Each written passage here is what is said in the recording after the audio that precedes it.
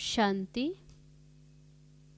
आज 11 जनवरी 2021 ईश्वरीय महावाक्य है।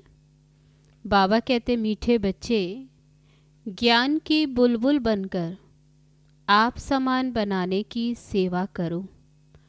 अपनी दिल से पूछो, मेरी याद की यात्रा ठीक है? प्रश्न है, किस विशेष पुरुषार्थ से बेगर टू प्रिंस बन सकते हैं? उत्तर है, बेगर टू प्रिंस बनने के लिए बुद्धि की लाइन क्लियर हो, एक बाप के सिवाय और कोई भी याद ना आए, ये शरीर भी मेरा नहीं, ऐसा जीते जी मरने का पुरुषार्थ करने वाले ही बेगर हैं। उनकी ही वानप्रस्थ अवस्था है, क्योंकि बुद्धि में रहता है अब तो बाप के साथ घर जाना है, फिर सुख धाम में आना है। ओम शांति। मीठे मीठे बच्चे जानते हैं पढ़ाई में जास्ती ध्यान किस बात पर देना है? सर्वगुण संपन्न, 16 कला संपूर्ण, संपूर्ण निर्विकारी, मर्यादा पुरुषोत्तम, अहिंसा परमो धर्म बनना है। देखना है कि हमारे में सब गुण हैं। जो बनना है उस तरफ ही ध्यान जाएगा ना। ये बनेंगे कैसे? पढ़ने और पढ़ाने से। बाबा कहते हैं, ऐसा बनेंगे कैसे? उसके लिए पढ़ना और पढ़ाना है। बेहद के बाप को सारे दिन में कितना याद करते, कितनों को पढ़ाते हैं? संपूर्ण तो अब तक कोई बना नहीं। नंबरवार पुरुषार्थ अनुसार है। बाप एक एक बच्चे पर नज़र रखते हैं कि ये बच्चा क्या कर रहा है, मेरे अर्थ क्या सर्विस करते, कितनों की तकदीर ऊंचे ते ऊंची बना रहे हैं। हर एक अपनी अवस्था और अपनी खुशी को भी जानता है। अतीन्द्रिय सुख का जीवन हर एक को अपना भासता है।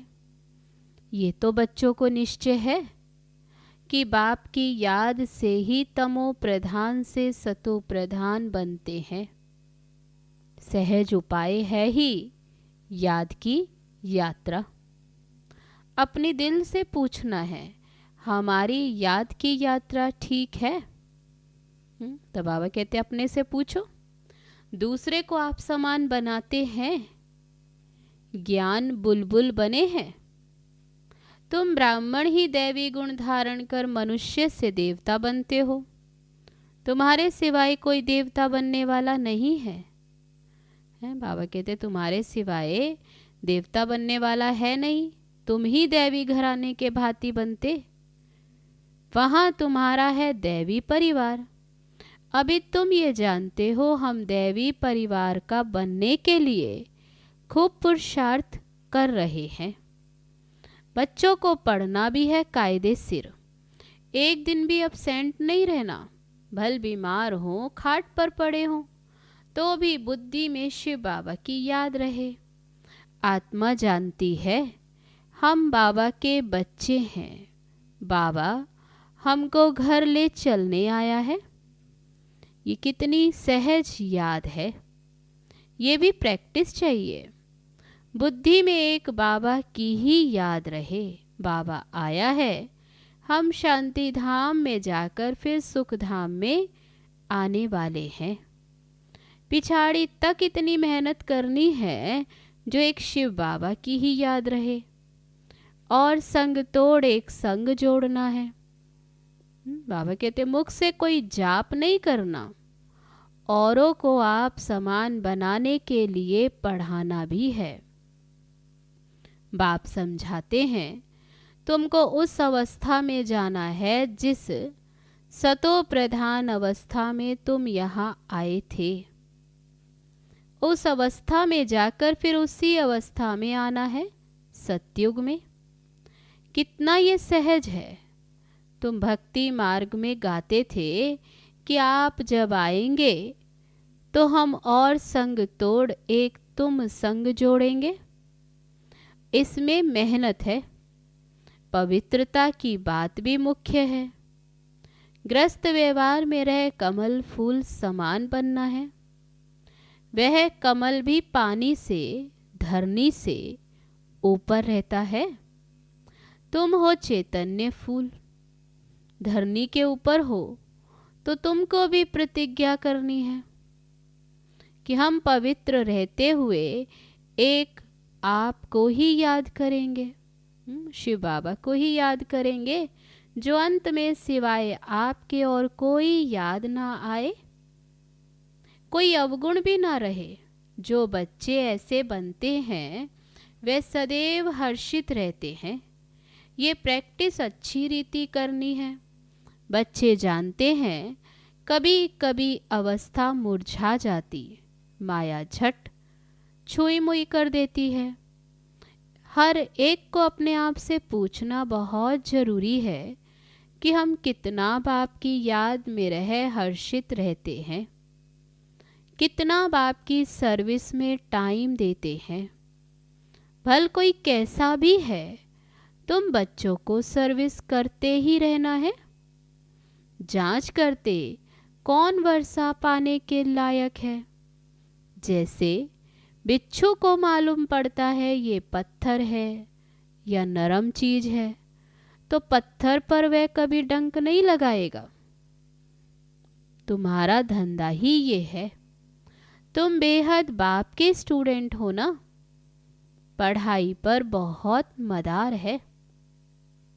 शुरू में बच्चे मुरली बिगर एक दिन भी रह नहीं सकते थे। कितना तड़पते थे।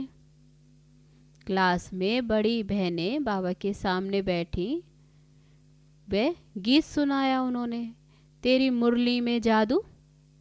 तो बाबा ने कहा बांधेलियों को कैसे मुरली पहुंचाते थे। छुपा छुपा कर कितना युक्ति से मुरली भेजते थे। मुरली में ही जादू है ना। कौन सा जादू? विश्व का मालिक बनने का जादू। इससे बड़ा जादू तो कोई होता नहीं। तो उस समय मुरली का तुमको कितना कदर था। मुरली पहुंचाने के लिए कितना प्रयत्न करते थे। समझते थे पढ़ाई बिगर बेचारे क्या हाल होगा। यहाँ बाबा जानते हैं बहुत ऐसे बच्चे जो मुरली पर पूरा ध्यान ही नहीं देते। मुरली तो बच्चों को रिफ्रेश करती है। भगवान जो तुमको विश्व का मालिक बनाते उनकी मुरली नहीं सुनेंगे तो भगवान टीचर क्या कहेंगे। बाबा को वंडर लगता।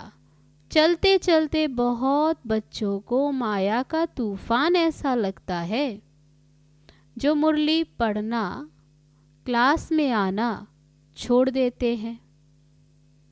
ज्ञान से नफरत माना बाबा से नफरत, बाबा से नफरत माना विश्व की बादशाही से नफरत।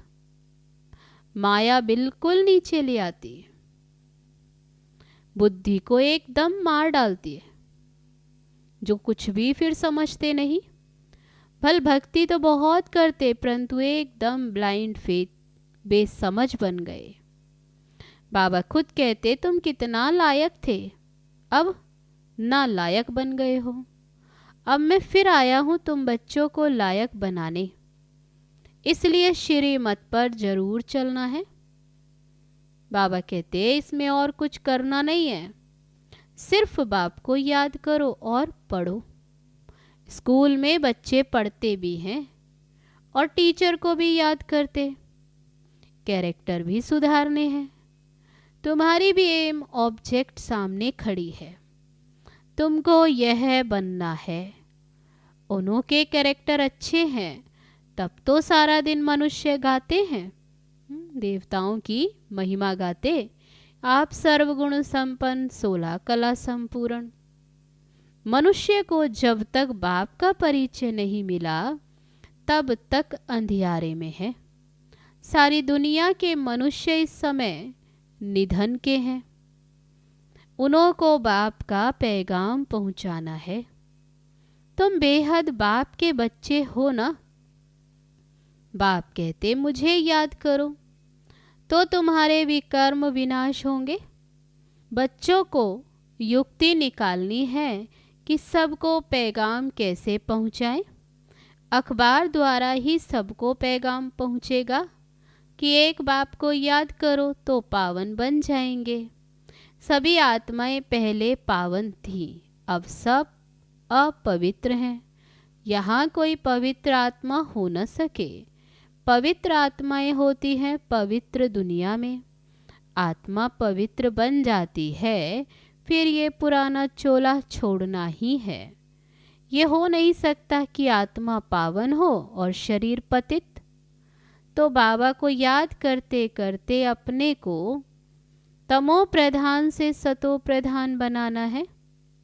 पहले पहले जब तुम आए तो पवित्र थे, अब फिर पवित्र बनना है। आत्मा पवित्र बनकर जाएगी, फिर पवित्र दुनिया में आएगी। शांति धाम से होकर फिर गर्भ महल में आएंगे। वहाँ कोई दुख का नाम निशान नहीं रहता। रावण राज्य ही नहीं है, परंतु पुरुषार्थ कर ऊंच पद पाना है। इसके लिए ही ये पढ़ाई है। स्वर्ग में तो सब जाएंगे, लेकिन ऊंच पद पाने का पुरुषार्थ करना है। ये तो जानते हो स्वर्ग की स्थापना और नरक का विनाश हो रहा है। शिवालय स्थापन होगा तो वैश्यालय खत्म हो जाएगा। शिवालय में तो आना ही है। कोई ये शरीर छोड़ जाकर प्रिंस प्रिंसेस बनेंगे, कोई फिर प्रजा में चले जाएंगे।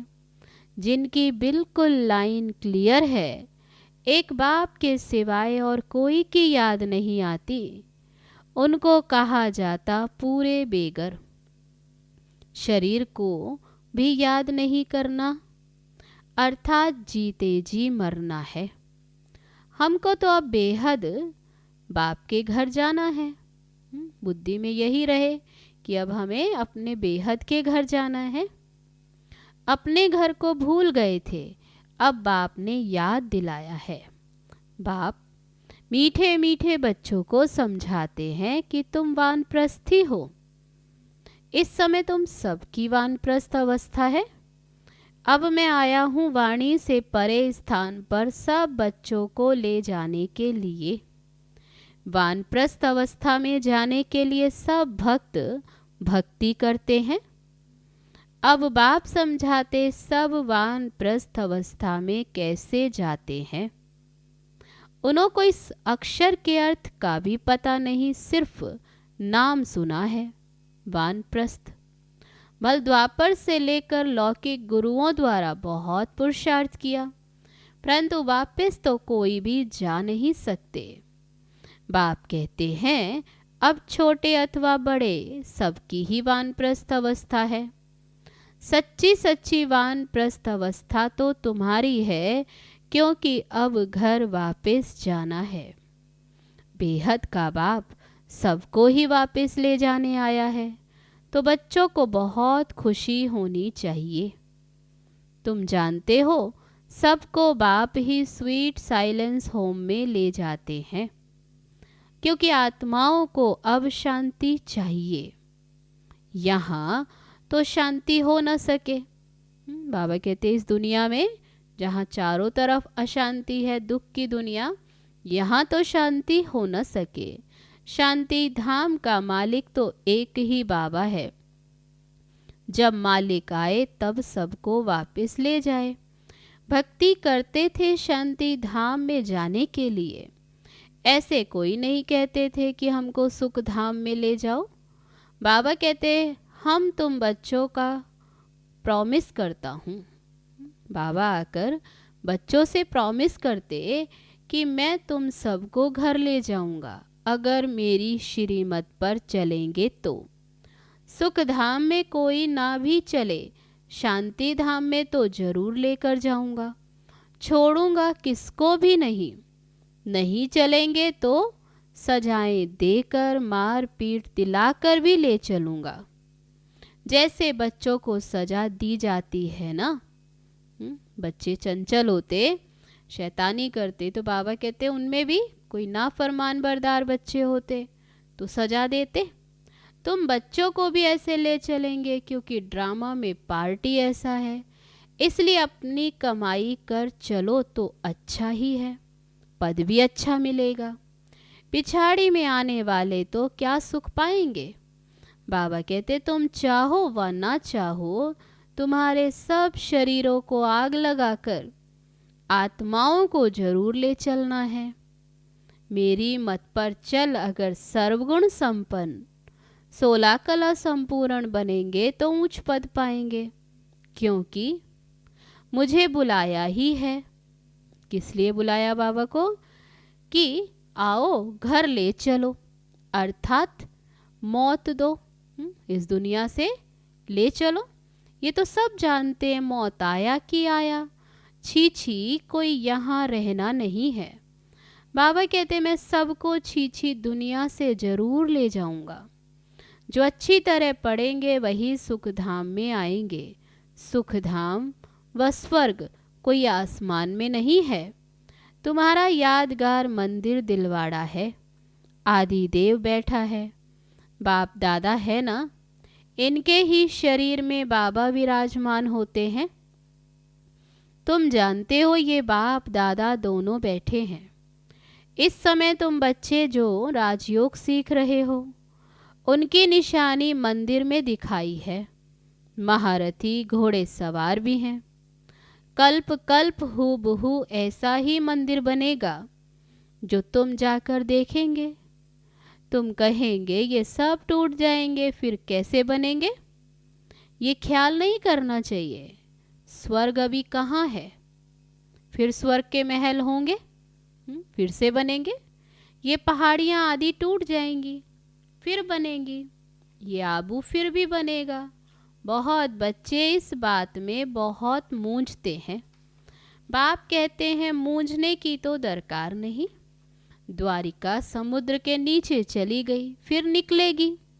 नीचे जो चीज गई सो गई, खत्म हो जाएगी। तुम जानते हो स्वर्ग में हम अपने महल आदि फिर बनाएंगे। वहाँ बिल्कुल ही सतो प्रधान सब नई नई चीजें होंगी। तुम वहाँ के फल आदि देख कर आते हो, ध्यान में जाते देख कर आते हैं फल। तुम जानते हो हम वहाँ फिर जाने वाले हैं। वर्ल्ड की हिस्ट्री ज्योग्राफी रिपीट होती तो स्वर्ग भी रिपीट होगा, ये निश्चय होना चाहिए। परंतु किसकी तकदीर में नहीं तो कहेंगे ये कैसे हो सकता। इतने सब फिर आएंगे, फिर महल आदि बनेंगे। तुम जानते हो, सोमनाथ के मंदिर को लूट कर ले जाते, फिर भी मंदिर बनाएंगे। ये खेल ही है पूज्य से पुजारी, पुजारी से पूज्य बनने का। ब्राह्मण, देवता, क्षत्रिय, वैश्य, शूद्र, ये चक्र है। तुम बच्चे पद्मा पदम भाग्यशाली बनते हो। तुम्हारे कदम में पदम का छाप लग जाता। तुम जानते हो, हमारे कदम में पदम है, अर्थात पढ़ाई के कदम में पदम समाये हुए हैं। जितना पढ़ेंगे उतना ऊंच पद पाएंगे। सत्युग है गोल्डन एज। वहाँ की धरनी भी कितनी सुंदर होती, कितने सुंदर महल बनते हैं। हर चीज सतो प्रधान होती, देखने से ही नैन ठंडे हो जाते। ऐसी राजधानी के तुम मालिक बन रहे हो, तो कितना अच्छी रीति पुरुषार्थ करना चाहिए। पुरुषार्थ से ही प्रारब्ध बनती है।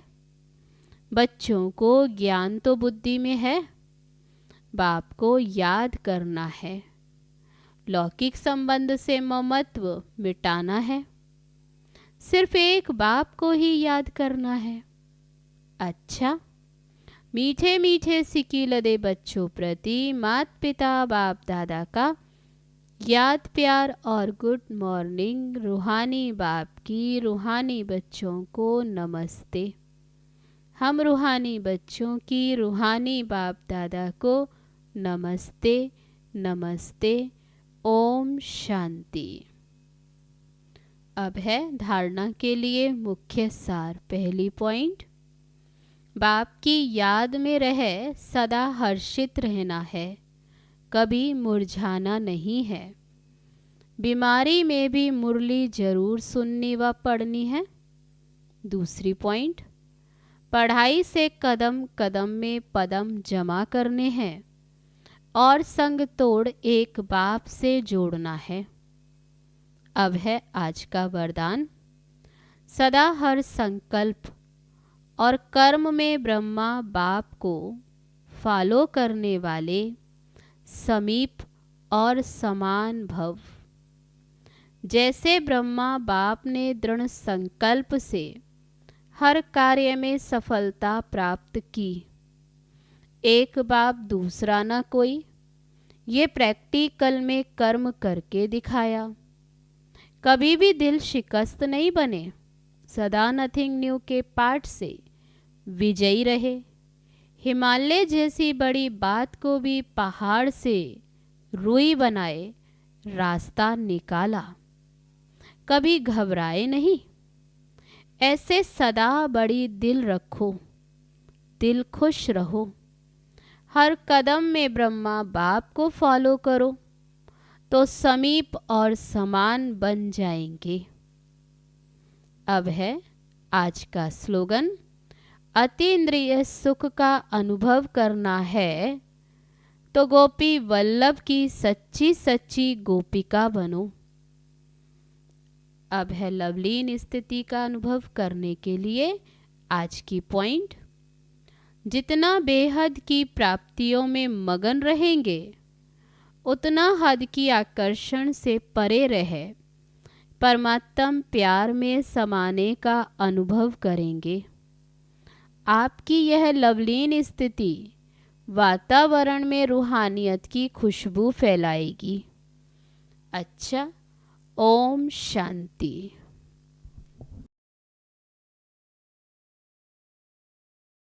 आ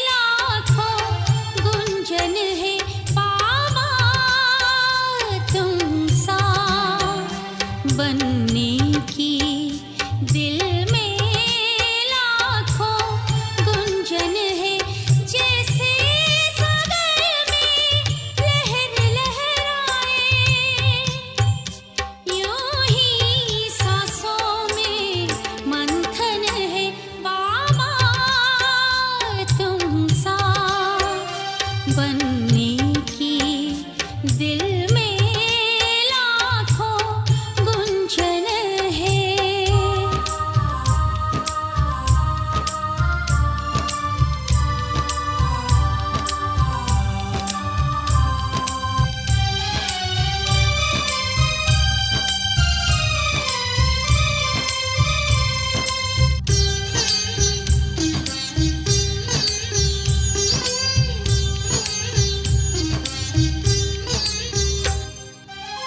सदियों की चाहत